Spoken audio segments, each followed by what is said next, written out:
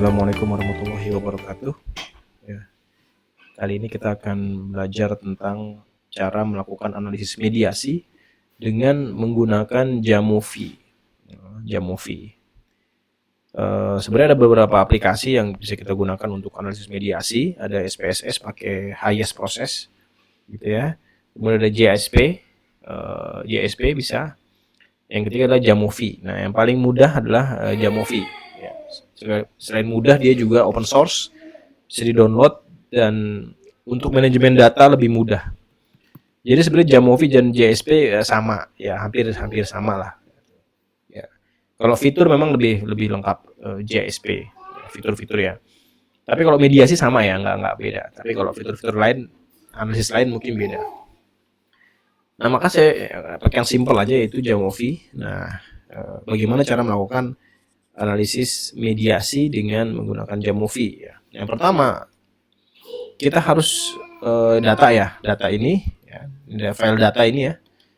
Nah, ini harus di copy dulu atau di open dulu, ditarik dulu ya, di open. Data Excel kalian di open, kemudian akan masuk ke Jamovi gitu ya. Nah, data Excelnya di open, kemudian akan masuk ke Jamovi ya. Akan seperti ini, akan masuk ke dalam datasheet ya di Jamovi ya. Nah, kalau misalkan tidak bisa masuk, berarti kalian harus mengubah file tipenya. Nanti kita akan jelaskan bagaimana cara mengubah file tipe supaya bisa masuk ke Jamovi ya. Nah, cara mengubah file tipe ya supaya bisa masuk ke Jamovi adalah dengan cara save as ya, save as ini, kemudian kita pakai file formatnya ODS yang paling bawah, open document spreadsheet. Nah, pakai file tipe yang paling bawah ini, save ya, kemudian di open di Jamovi langsung bisa ya. Di open di Jamovi, open ya, langsung muncul di sini gitu ya. Itu cara untuk memanggil dataset dari Excel ke Jamovi. Kalau misalkan nggak bisa ya, tapi juga bisa di copy kan, di copy juga bisa. Namun kalau di copy, headernya ini belum ada ya, headernya harus bikin manual headernya ini ya. Nah, data sudah masuk, lanjut kita analisis mediasi. Cara yang pertama adalah data yang dimediasi, tipe datanya harus continuous.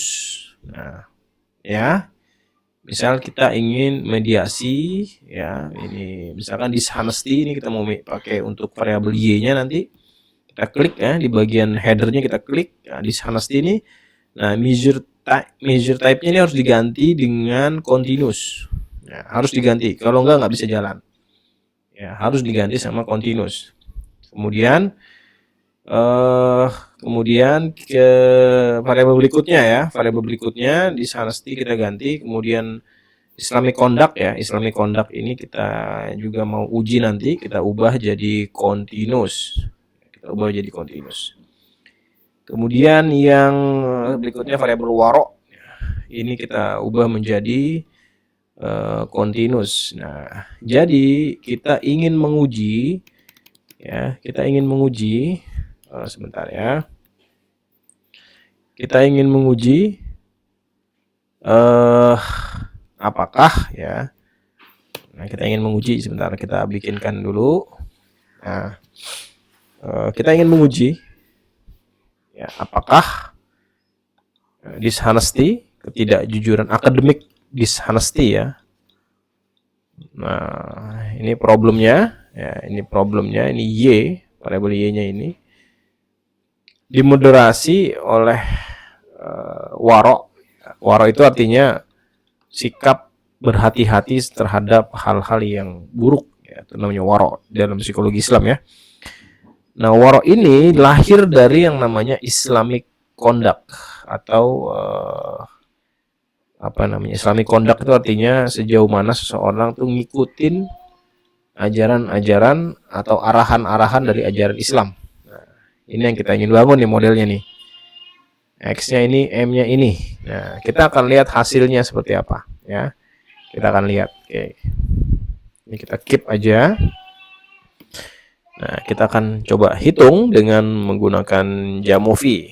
Ini sudah kita ubah jadi continuous. Nah, langkah selanjutnya, saya lupa ya bahwa kita klik analysis.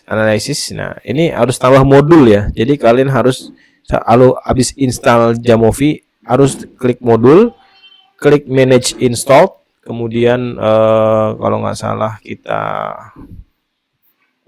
available ini, kita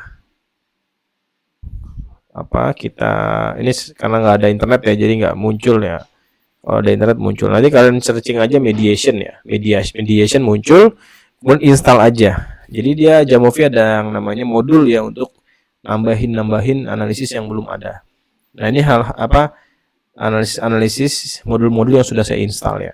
Nah, jadi kalau mau nambah di available di sini, search aja mediasi, kemudian kalian install. Nanti akan muncul di sini made mode ini ya, made mode. Mungkin juga tampilannya mungkin berubah karena ada update ya. Tapi ya sama aja lah gitu ya, nggak jauh-jauh beda. Oke, kita akan mulai ya. Nah, kita akan mulai mediation moderation. Kita klik mediation. Nah, kita klik mediation. Nah, ini sudah gampang. Masukkan dependent, masukkan mediator, masukkan predictor. Ya kan? Dependent, mediator, predictor, sehingga dimasukkan ke kanan. Nah, tadi kita sudah punya modelnya kan? Bagaimana dependentnya adalah Waro. Nah, masalah ya, dependentnya adalah Islamic Conduct ya. Nah, ini Waro sebagai mediatornya. Kemudian Islamic Conduct sebagai dependentnya. Kemudian dishonesty sebagai, ini salah nih, predictor ini salah nih, ini predictor ini X, dependent ini Y, mediator M ya, ini tuker ya. Nah, dependentnya adalah dishonesty, tuker ya, dishonesty. Kemudian predictornya adalah Islamic Conduct. Nah, predictor itu adalah variable X ya, mediator adalah variable ya M, dependent variable Y. Jadi masukkan dulu variable dependent, kemudian variable mediator, baru variabel predictor. Nah, ini udah ada hasilnya. Nah, sekarang dari mana kita bisa tahu ada mediasi atau tidak ada mediasi? Nah, gitu ya.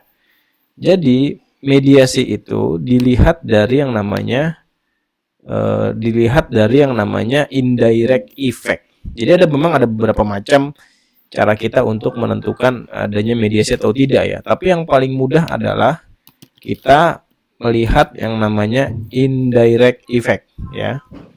Indirect effect. Nah, ini kita lihat ya. Nah, jadi cara paling mudah untuk melihat adanya mediasi ada atau tidak, lihat bagian indirect. Nah, ini hipotesis di sini jawabannya nih, hipotesisnya. Nah, indirectnya lihat p value-nya apakah di bawah 0,05. Nah, di sini adalah 0,038. Artinya signifikan dan ada mediasi. Ya, seperti itu, simple ya, simple. Jadi indirect effect kita lihat dari sini, indirect effect. Yang lain-lain nanti buat eksplornya ya, eksplorasinya. Tapi hipotesisnya dijawab melalui ini aja, indirect effect gitu ya. Dilihat dari indirect effect. Maka dalam menyusun hipotesis itu adalah apakah ada hubungan tidak langsung atau apakah ada indirect effect yang signifikan gitu. Kalau bikin hipotesis, karena kan hipotesis itu sebetulnya hipotesis itu harus operasional ya. Operasional. Ya. Operasional itu apa? Bisa dioperasikan secara hitungan statistik. Itu namanya hipotesis yang bagus. Ya. Jadi kalau ada mediasi. Lah mediasi dari mana? Apa namanya mediasi? Mediasi itu apa? Diambil dari mana?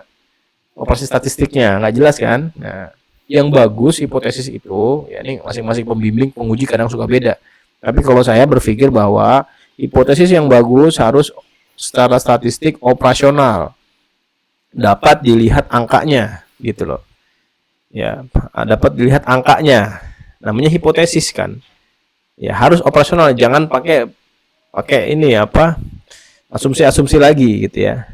Apa itu mediasi? Nanti asumsi lagi. Jadi apakah ada indirect effect yang signifikan. Itu aja sebetulnya kalau saya tuh, gitu ya. Yang bagus seperti itu sebetulnya menurut saya gitu ya, karena dia operasional secara statistik.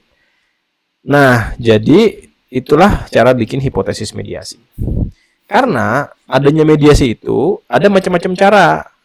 Ya, ada yang melihat dari indirect effect. Ini yang paling bagus. Ini saya sarankan ini. Oke, lihat indirect effect. Ada yang melihat dari turunnya. Nah, saya susah jelasin ya. Ada yang melihat dari ini ya. Hubungan X ke Y ini ketika dilibatkan variabel M, maka dia akan turun karena diambil alih oleh M. Berarti M ini memediasi. Ada juga yang kayak gitu tuh caranya tuh. Jadi hubungan antara X dan Y ini berkurang ketika M ini masuk ke dalam model. Artinya si M ini mengambil peran sebagai mediasi gitu. Kira-kira gitu ya.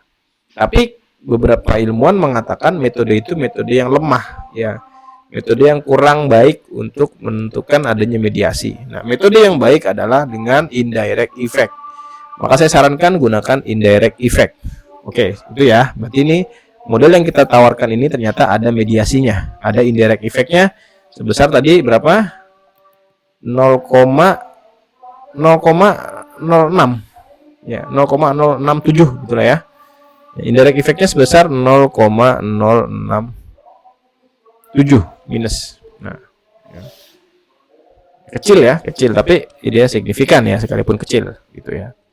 Hipotesis terjawab lah kira-kira gitu. Nah, kita akan eksplorasi lebih jauh. Setiap jalur-jalurnya. Nah, ini sangat penting untuk melihat jalur-jalurnya. Nah, dalam mediasi ada jalur namanya.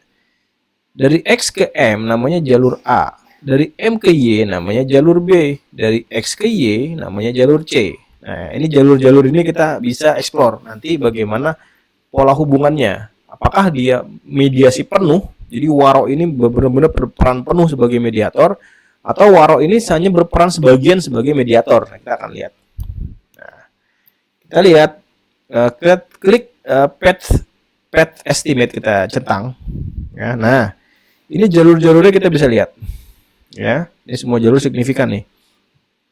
Ya, Islamic conduct waro 0,302. Nah, ini kita tulis aja di sini. Nah, ini jalur A, ini 0,302 signifikan ya. Signifikan ya. Signifikan di bawah 0,05. Ya. Nah, signifikan 2 bintang lah berarti gitu. Ya. Nah. Oke, sekarang kita lihat dari B ke Y. B ke Y, dari waro ke dishonesty juga signifikan. Ya. minus 0,22. Nah, minus 0,22 minus 0,220. Nah, bintang 1 tadi ya. Nah, artinya kalau minus waro ini mampu mengurangi mengurangi perilaku kecurangan akademik ya, kecurangan akademik mengurangi. Kalau ini meningkatkan, ini mengurangi, ini positif, ini negatif. Nah, sekarang kita lihat waro ini benar-benar menjadi jembatan penuh, full mediation atau partial mediation. Kita akan lihat. Islamic conduct ke dishonesty ternyata direct effect-nya ada. Berhubungan secara langsung juga dia. Minus 0,229 dan situ signifikan. Ya. Oke, kita tulis minus 0,229 signifikan. Di taraf berapa itu? 0,05 ya. 1 bintang. Nah, ini berarti kalau dia ada direct effect seperti ini ya. Namun si waro juga tadi indirect effect-nya juga signifikan ya. Ini artinya apa? Artinya si waro ini berperan menjadi mediasi sebagian atau partial mediation ya, partial mediation. Artinya dia memediasi sebagian. Kenapa disebut mediasi sebagian? Karena secara langsung dia ada hubungan. Namun hubungan lain ya juga dijembatani oleh waro. Jadi hanya sebagian saja peranannya. Tapi kalau misalkan X ke Y ini tidak signifikan, berarti waro ini full mediation, berperan penuh. Ya kan, berperan penuh dia. Benar-benar melalui satu-satunya melalui jembatan waro itu. Tidak ada tidak ada jembatan lain gitu ya, atau tidak ada jembatan langsung lah, direct effect, maka disebut dengan partial mediation gitu ya. Nah, berarti kalau sudah begini pembahasannya apa? Pembahasannya bahwasanya memang waro ini bisa mengurangi dishonesty ya. Islamic conduct, ajaran-ajaran Islam ini membuat kita jadi waro dan menurunkan dishonesty. Di sisi lain juga ajaran-ajaran Islam itu memang secara langsung membuat kita mengurangi perilaku kecurangan. Ya, jadi baik secara langsung maupun secara tidak langsung ya, di academic dishonesty ini dapat dikurangi oleh kedua jalur tersebut. Itu pembahasan yang dapat dimunculkan di bagian diskusi seperti itu. Nah, inilah bagaimana cara kita melakukan mediasi itu ya, simple ya. Nah, kemudian ada pertanyaan berikutnya. Pertanyaan berikutnya adalah data saya tidak normal. Nah, ini menjadi persoalan ya. Datanya tidak normal bagaimana? Nah, memang kalau mediasi ini dia ini disertai dengan fitur bootstrapping.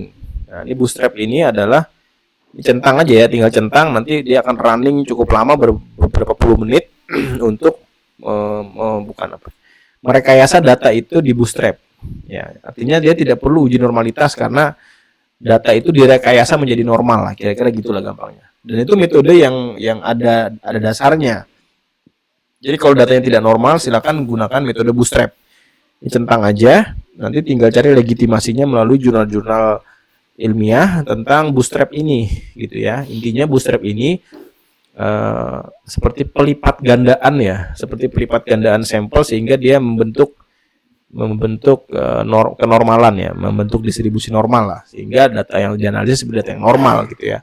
Seperti itu ya, seperti itu. Nanti bisa gunakan fitur bootstrap gitu ya. Kalau memang ketiga data tersebut menunjukkan distribusi yang tidak normal gitu ya.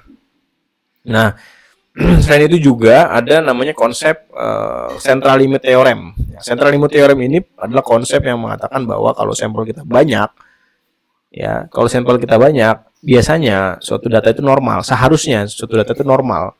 Nah, ketidaknormalan itu diakibatkan karena kemampuan statistik yang buruk. Maksudnya kemampuan rumus statistik itu, Kolmogorov dan sebagainya itu buruk, sehingga dianggap tidak normal. Nah, memang kalau rumus normalitas yang seperti Kolmogorov dan sebagainya, ketika sampelnya besar, sampelnya besar itu cenderung dianggap tidak normal itu, gitu ya, akan dianggap tidak normal itu ya, kalau pakai Kolmogorov sebagainya. Ya, jadi dia ada tidak sensitif sama jumlah sampel. Ketika jumlah sampelnya banyak, itu ini rumusnya ini nggak bekerja dengan baik. Nah, makanya kata konsep central limit theorem, maka ketika sampel banyak itu biasanya seharusnya sudah normal gitu ya. Maka ada beberapa ilmuwan mengatakan kalau sampel sudah besar, sudah banyak, di atas 100, itu sudah layak menggunakan parametrik, termasuk juga analisis mediasi. Nah, itu semua kan tinggal kita legitimasinya menggunakan jurnal-jurnal terkait yang dianggap bereputasi lah kira-kira begitu. Oke, terima kasih. Assalamualaikum warahmatullahi wabarakatuh.